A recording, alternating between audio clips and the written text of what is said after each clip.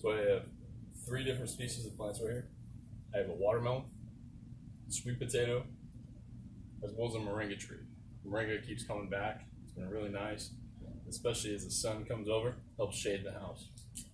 These ground cover plants really take care of themselves, especially once you get your soil covered and being able to retain water and healthy, and you have that ecosystem in place, they really take care of themselves. Moving over, this was the second tree on the property. It was a fig, and it was from the it was a cutting from the first fig tree I ever bought. This came over, planted her in the ground, so it's just the brown turkey fig root. It's not on a rootstock. It's been here for about 3 years. This was a experiment planted by itself. We just recently started planting stuff underneath. But again, this tree is about 3.5, 4 years old. It had a basin underneath. As you can see, I've added to it. But 3, 4-year-old fig tree, if you plant it by itself, we'll get over to a fig tree that I actually pulled the cutting off of this one. But you'll see what happens when you get it covered around other plants. There's a drastic difference. This past season, I pulled a fig that was the size of a tennis ball off of it. Trees can be happy, trees can be healthy. They just really need to get big and mature in order to overcome those small challenges as being by themselves, creating their own ecosystem, rather than having a bunch of plants together. So this part of the yard has really struggled, and it really hasn't caught up to the rest. The people that had the house before us were either mechanics or shop or something. I've dug up spark plugs, wires, and everything you can imagine, parts of cars. I really think there was a lot of oil in this area, so it's taking a lot of time, as well as I haven't put as much diversity. Really, the central amount of plants has been towards that side of the yard. Gets a little more protection from the sun, so it's a little easier to start plants there. Our top temperatures, we get 115, even 120 degrees. It's pretty warm out here. What I do want to show you though is that is a sugar cane. That sugar cane came from when the plant was originally over there. And at the same time, I took a cutting and put it over there. I have not trimmed that. I have not done anything. It's just been by itself. And I think when you have troubled soil, there's something going on there. Plants really have a hard time by themselves, but if you put them together, as you'll see over there, and again, there may be something here, excess oil, asphalt, whatever, that's really stopping these plants. Because this is a Pakistani mulberry, and it's been this way for 2 years.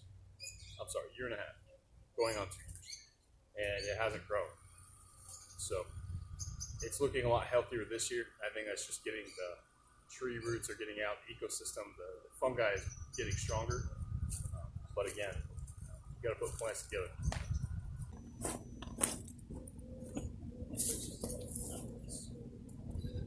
This part of the yard is about 2 years old.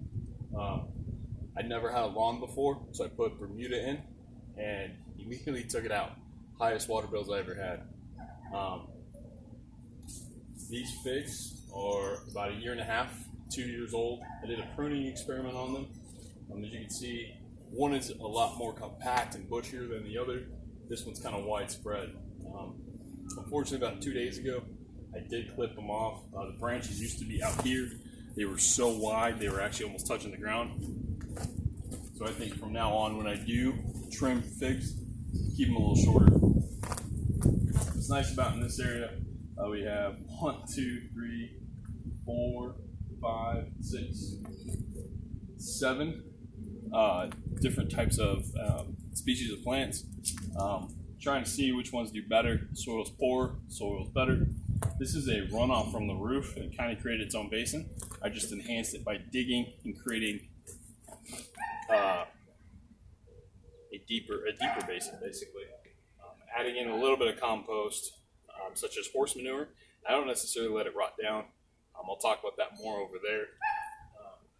Then cover wood chips, and then just let it do its thing.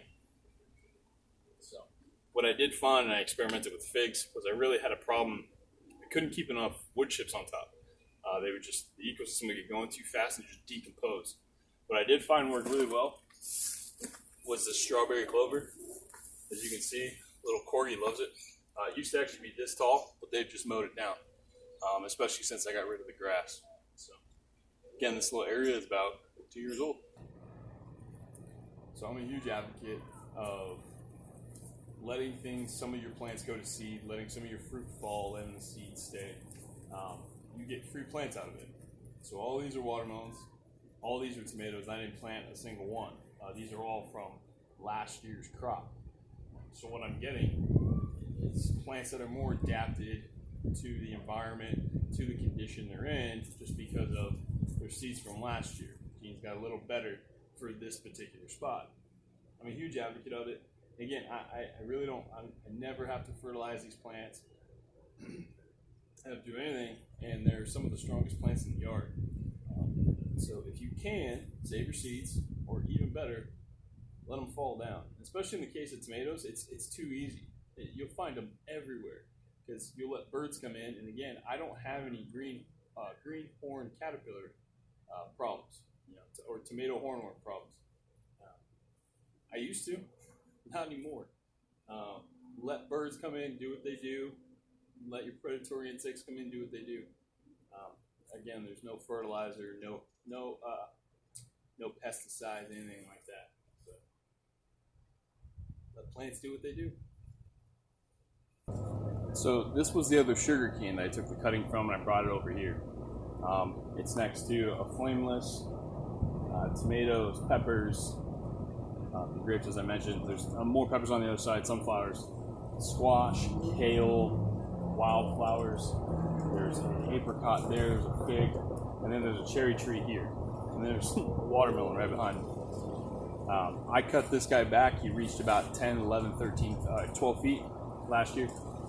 And we made some sugarcane sugar syrup out of it. Cut it back. And you can see how happy and healthy he is. They get the same amount of water. And again, all this ground was pretty trash. After this, I'll go show you what our soil used to look like. So, this is what our soil looked like. Meet the other farm dog. Okay. This is what our soil looked like. It's really hard, it's compacted, it's dry, there's no organic life in it. This is what it looked like all over.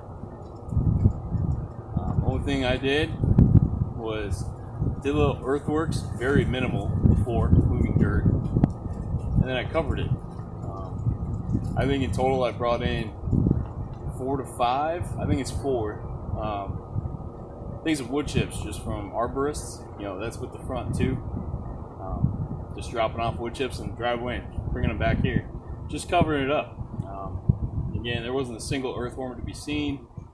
And now they're everywhere. It's great. Just got to put a roof over it. So as I was saying before, plants just want to grow. That's all they want to do. Okay? This is This is a cherry tomato. I came over from the guys over there. I did not plant it here, obviously. The seed got washed over, probably from a bird or whatever. Oh, you fun, bro. And found a little spot to grow. Got soil. It's underneath. And keep in mind, it's been 108, 106 degrees. Sitting next to here. Obviously, it's not doing as well as the tomatoes over there, but they just want to grow. So this was a cool section. This was the back part.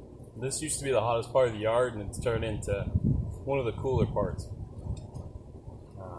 This is sweet potato. And it started off as one sweet potato that I bought from the store. A lot of people say that you can't do it from the store. You absolutely can.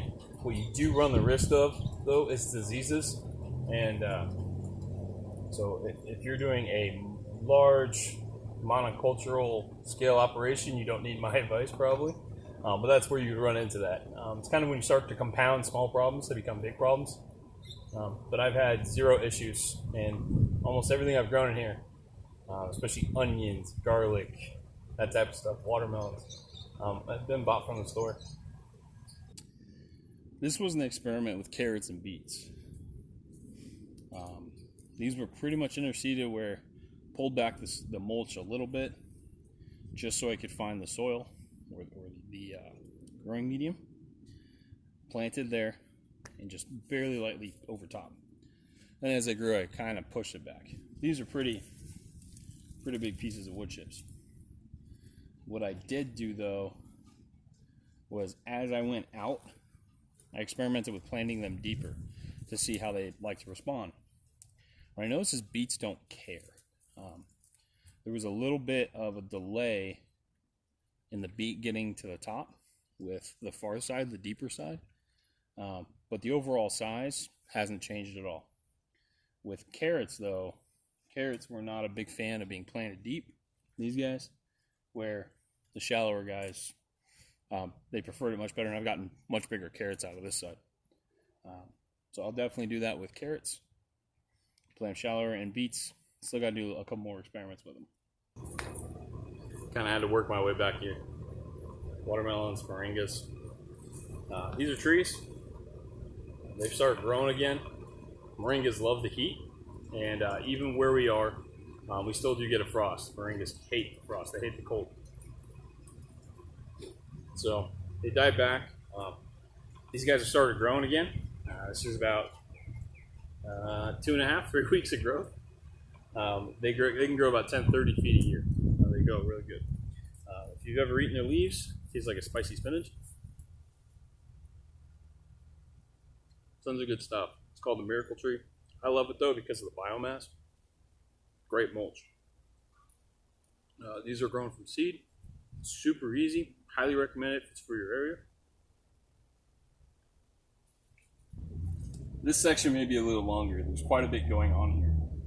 I'd start off with, this is an amaranth. And kind of one of the newer parts of the garden, the soil, and a lot of this soil is in its first year of rotation.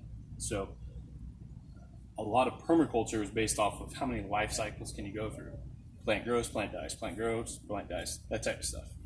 The faster that regeneration happens, or I'm sorry, that life and death cycle happens, the more nutrient flow you have, the more fertile soil is. And look at the rainforest, how fast stuff decays.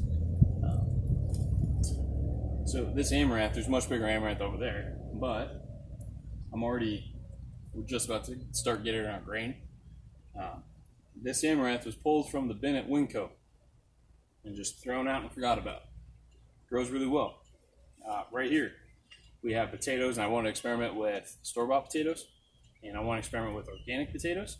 So ones they didn't do pesticides and whatever on, and then just normal potatoes. They do spray a coating. They spray a substance on them that kind of prevents the spud from putting out eyes, which is the life cycle of the potato. The organics doesn't. So I wanted to see how they would grow. Would they grow faster? Would they grow slower? So far, it's been no difference because you just wash the other potatoes and you're good to go. But what I have seen as far as how many have come up, the ones that are organic that I just put in the ground, I had 100% come up. I didn't have one potato that didn't come up. Versus the other potatoes, about 75%. So, yeah, you be the judge of that. Again, it's a pretty small study, but that's what I found. Would I spend the extra money on organic? No. Okay, this guy behind me. This was a couple learning experiences. This is a pomegranate. The species is called Wonderful. It supposedly does really well in our climate. And kind of once it got happy, once those roots really got established, is when that thing started to go. The first year we got flowers, but we didn't get any pomegranates. Our second year we actually got a pomegranate, one pomegranate we ate, and now there are pomegranates all over this thing. Pomegranates do not like to be pruned vertically. They like to be pruned at the base, and you kind of let them bush out. So I learned that hard the first year because they drop their leaves; they're not evergreen. So I pruned them. I'm like, oh, this would be great to do that. And every branch went like this. It looked pretty sad there for a little bit. But pomegranates are great. They're tough as hell. Great for Mediterranean climates. So drought, low water conditions, and heat. But that being said, if you give them a little bit of water, cover the soil, level them a little bit, you do great. So, yeah, a lot going on, especially for a new section of soil. So, I know this section of the yard kind of looks like a bomb went off, looks desolate.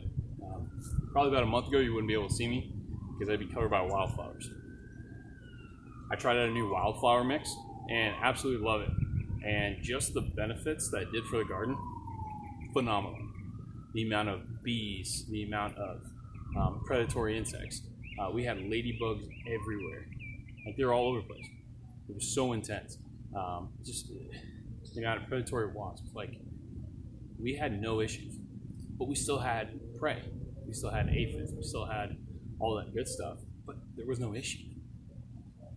So from here on out, especially like going up north, planning out the orchard, wildflowers, probably for the rest of my life, will always be a part of my growing plan. They will always be involved somewhere.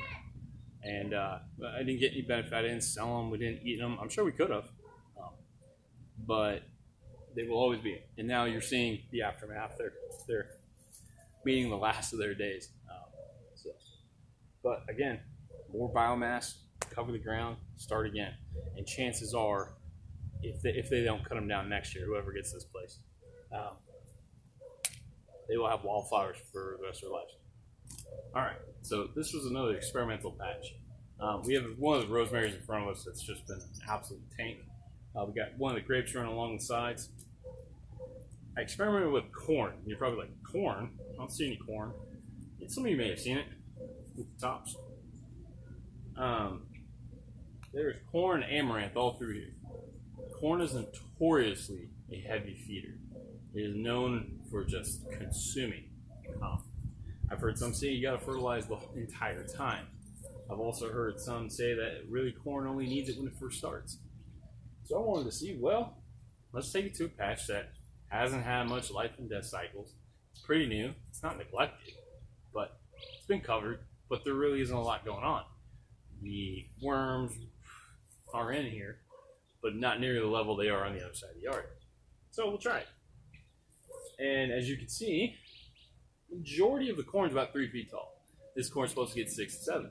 So you're asking, well, you're going to get corn. I'm actually getting corn. I'm looking at it right now. It's supposed to have two cobs, and some of them have 3. So we'll see. I'm going to let it finish maturing. I'm still getting corn. I don't know. The quality probably won't be as good. Definitely won't put corn on the list of initial crops to plant to get life going. But the amaranth. This amaranth, I have had to pull so much amaranth. It's unreal. Probably because when I broadcast this, I just pulled it out. I think it was 1.5 pounds, and just took it and just threw it everywhere. If it lands, it lands. If it doesn't, whatever. You know, worst it is, it's going to feed the soil or even a couple birds. And came up like crazy.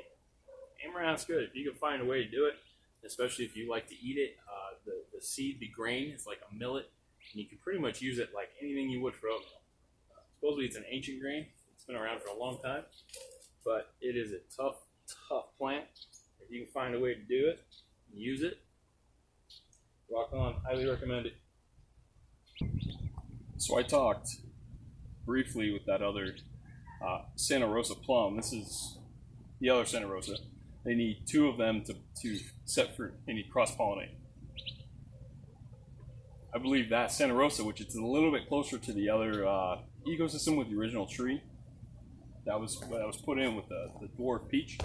This guy's a little farther away, as well as he's uphill. So how I've kind of designed this, or I've experimented, because I would do it differently. But how I designed it is the water catches, but it always kind of shovels this way. It always goes past. So a lot of the plants and trees and whatever that want a lot of water are this way, and the ones that don't are up. So as you can see, this guy, and they're about the same height when I put them in, but I can reach the top. With the other one I couldn't, and I think the reason for that is one, it was in a kind of an original pathway, but 2, it's uphill, so I don't think it's quite figured out yet as far as the randomness of the roots and whatever, or just the nutrients available, or if there's another car thing happening under here. But again, no fertilizer. This is still a lot of, that's a lot of great growth. This is all new. It's too easy. Before I go back over there real quick so you guys can get an idea of the size, one of the benefits of wood chips and whatever, it's much more forgiving if you walk on the soil.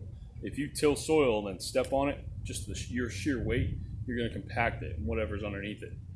Wood chips is much more forgiving. I try not to, but it happens.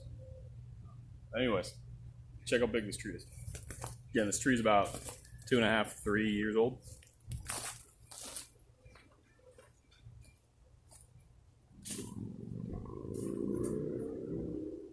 That's crazy.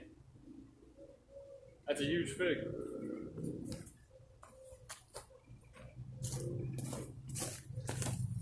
And from the original soil height, just to show you how much compost wood chips I've added, you can add another about that much to that tree height. 3-year-old fig. So these are flameless grapes. They're specifically designed for the heat of Arizona. And so you're not going to get the biggest fruit, anything like that, but they'll be able to withstand the heat and keep going for you. I'm not producing wine. We don't eat a lot of grapes. But as you can see, 1, 2, 3, 4, 5, 6, 7, 8, 9, 10, 11, 12, 13, 14, 15, 16, 17, 18, 19, 20, 21, 22, 23, 24, 25, 26, 27, 28, 29, 30, 31, 32, 33, 34. Clusters of grapes right here. It's too easy. You know, I built this fence out of a shed that when we first bought the house was there and it was rotting. That's all the trellis thing there is.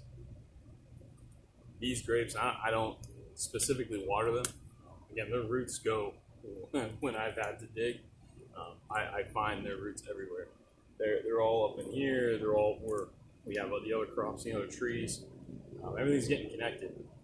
And these guys really started to thrive when I put multiple different varieties in the ground. Again, you got to plant them together. But again, no fertilization. Just earth doing what it does. Hey guys, I'm sitting here and this video is getting kind of long, so I did write all the stuff out on the board. I'll make another video of it, but hope you enjoyed the farm tour. A lot of work and excited to get started again. So take it easy.